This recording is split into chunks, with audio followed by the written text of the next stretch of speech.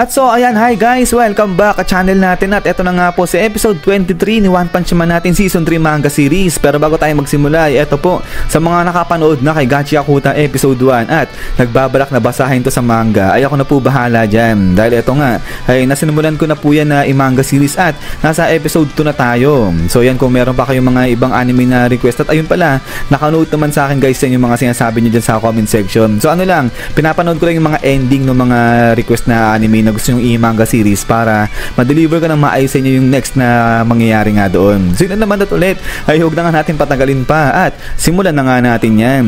So eto, sa nakaraan ay dito tayo natapos sa paghahunt ni Garo dyan kay Gyoro. At now, ay eto si Gyoro, sagot na nga siya. Sinabi niya nga rito na yung mga heroes paparating na dyan sa kanilang base. So kaya naman hanggat maaari, ayaw niya magpagod at gusto niya i-preserve yung kanyang lakas. At dahil nga rito, ay bigla nang tinawag ngayon ni Gyoro yang si Orochi. Sabi niya nga dyan, Boss Orochi, pwede ba na pakiasikaso nga itong isang to? Sabi niya ganyan. At dito bigla na nga lang yumanig dyan sa paligid at biglang labas na nga rito itong pagkalaki-laki ng mga kuko. At pagkatapos nga niya is back. Dito bigla nang grinab nga ni Boss Orochi itong si Garo. At dito nga nagulat ngayon itong si Garo. So eto, hinahatak na nga siya dyan o idadalhin siya sa baba niya ni Boss Orochi. At ito ngayon sabi ni Gyoro, sige good luck, sabi niya ganyan. At yung pagkatapos nga niya ay dito nga suka ng dugo itong si Garo dahil bigla nga siyang piniga rito ni Boss Orochi. Grabe. Pero ayan ay dito nga binago na nga dito ni Gyoro yung platform kung saan nakatungtong itong si Boss Orochi. So galawan dito itong sahig at sobrang laki talaga rito ni Boss Orochi. At eto nga ngayon baling itong si Gyoro dyan kay Orochi. Sabi na nga dyan, Orochi, gagamitin ko pa yan si Garo, kaya kung pwede wag mo siyang papatayin muna, sabi niyang ganyan. At so kaya naman dito ay bigla na nga lang binitawan ni Orochi itong si Garo. At pagkatapos niya is bam, bagsak dito, lagpak ngayon dyan sa may sahig itong si Garo. At eto ngayon tingin-tingin ngayon si Gyoro dito kay Garo. Pero eto nga grabe, talagang nginig na dito itong mga braso nga ni Garo. So eto, sabi ngayon ni Gyoro, aba talaga naman, tatayo ka pa pagkatapos ng lahat. Saan daw ba nakukuha nito ni Garo yung kanyang katatagan? At din pagkatapos nga niyan ay dito bam, siniko ni Garo itong sahig. So pinilit niyang tumayo gamit nga itong kanyang pwersa. At eto nga ikot-ikot muna dyan ito si Garo bago siya nakatayo ng tuluyan. At eto ngayon tingin-tingin si Garo ngayon dyan kay Orochi. At pagkatapos nga boom, so dito tinginan lang itong dalawa. Pero maya-maya napansin ni Garo may something nga rito sa may sungay ni Orochi. At pagkatapos niya is back, biglang umatake ngayon itong si Orochi gamit itong kanyang sungay. At pagkatapos nga niya is back, so dito ilag lang dyan itong si Garo. Ang bilis niya, pero ang bilis rin dito ng sungay nga ni Orochi. At pagkatapos nga niya is back, so sapul ngayon rito itong si Garo dyan banda sa may tagiliran niya. At pagkatapos nga nito is bam, so sapul dito, nadikdik na ng tuluyan itong si Garo dyan sa may pader. At eto nga suka ng dugo na naman dyan itong si Garo. At eto ngayon bigla nga sinabi ni Gyoro na nung mag-transform itong si Orochi mula sa kanyang pagiging tao hanggang sa naging halimaw siya, yung unang-una nag-manifest o yung nagpakita ay itong kanyang mga sungay. At eto nga tuloy pa ni Gyoro na itong mga sungay ni Boss Orochi mabibigat yan, pero ganun pa man rin mga flexible yan. At saka sobrang bilis niyan. At yun nga nakita naman natin kanina yan na talagang sumasabay lang yan sa galaw nga ni Garo ng sobrang bilis. At ang tuloy pa nga dito ni Gyoro, pero hindi lang yan, dahil nga bukod sa mabigat na flexible sa mabilis yan ay ang layo pa nang naaabot niyan at kontrolado pa yan ni Orochi. So ang lupit nga raw, sabi ng ganyan ni Gyoro. At then pagkatapos nga niyan ay eto nga ngayon bagsak ngayon dyan etong si Garo. So walang imik dito itong si Garo at pinagmamas na lang siya neto ni Gyoro. At then ay eto nga biglang tayo na etong si Garo. So yun, so nandidilat nga dyan etong mga mata ni Gyoro. At eto sabi nga ngayon ni Garo na wala to, baliwala lang to, pero yun nga lang may butas na ako, sabi niya ganyan. At ito tawa-tawa lang dito etong si Garo. Ba't na pagkatapos nga niya na eto nga biglang atake ulit etong si Boss Orochi yan. So dito kanina isang sungay lang, pero this time ang dami na, ilan to, parang 8 ata na mga sungay na pa. Itong sabay-sabay na inatake na pinag-atake ni Boss Orochi dyan kay Garo. At pagkatapos nga niya, this pak, hala sige. So dito dinedeflect lang dito ni Garo itong mga sungay dyan ni Boss Orochi. But then, ay eto nga ngayon, bam! Grabe.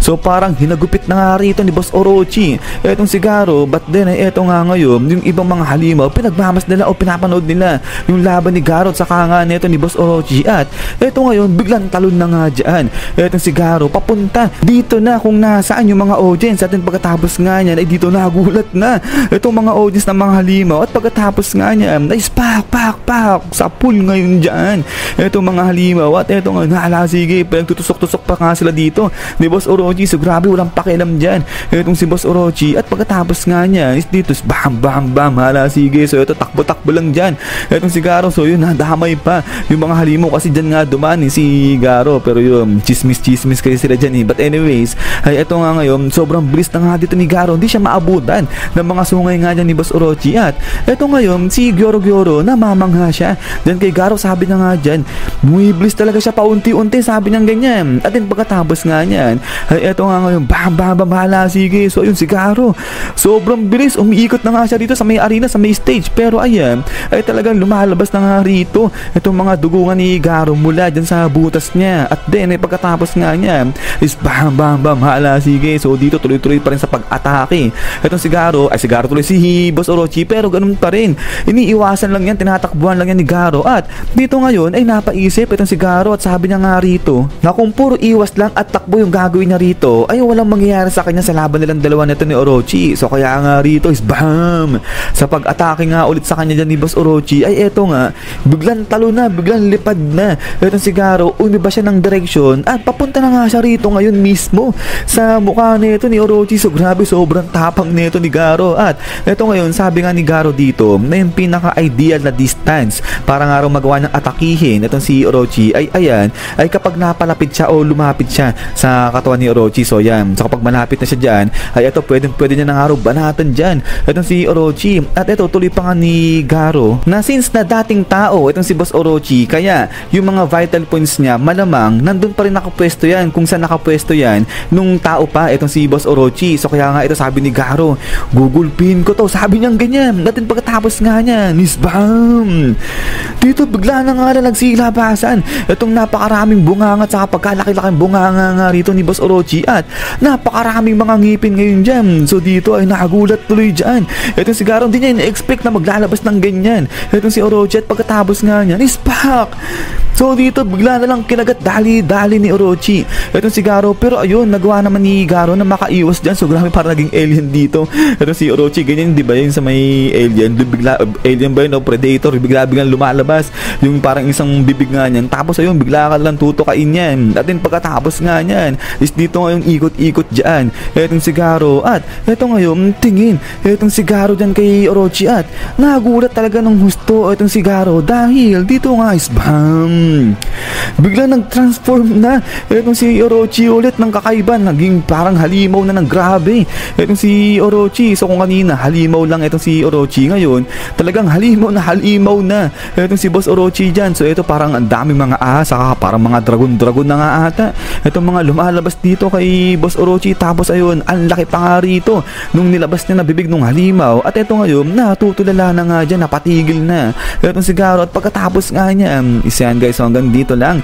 itong si episode 23 natin. At ayan, ay hintay nga lang guys para nga sa kasunod na episode ito. At ito nga po ay flex ko lang itong si Gachi Akuta natin episode 2, ayan. Pero ito ay kung di nyo po trip itong si Gachi Akuta ay siguro pa i-comment na lang dyan guys sa baba. Nabubulo naman ako. So yan, so pwede natin i-drop ito si Gachi Akuta, tapos maglagay na lang tayo ng ibang mga trip nyo pa na anime. Palitan natin ito si Gachi Akuta. So yun, ay kung trip nyo lang naman na magdagdag nga rito kay One Punch Man o baguhin itong si Gachi Akuta, so pwede naman yan since na isa pa lang naman yung ginagawa ng ating manga series dito sa channel natin. So yun na naman at ulit guys, ay maraming salamat sa walang saong pagsuporta sa channel natin. At ayan, ay lagi mag-ingat. God bless nyo lahat at kita-kits tayo ulit.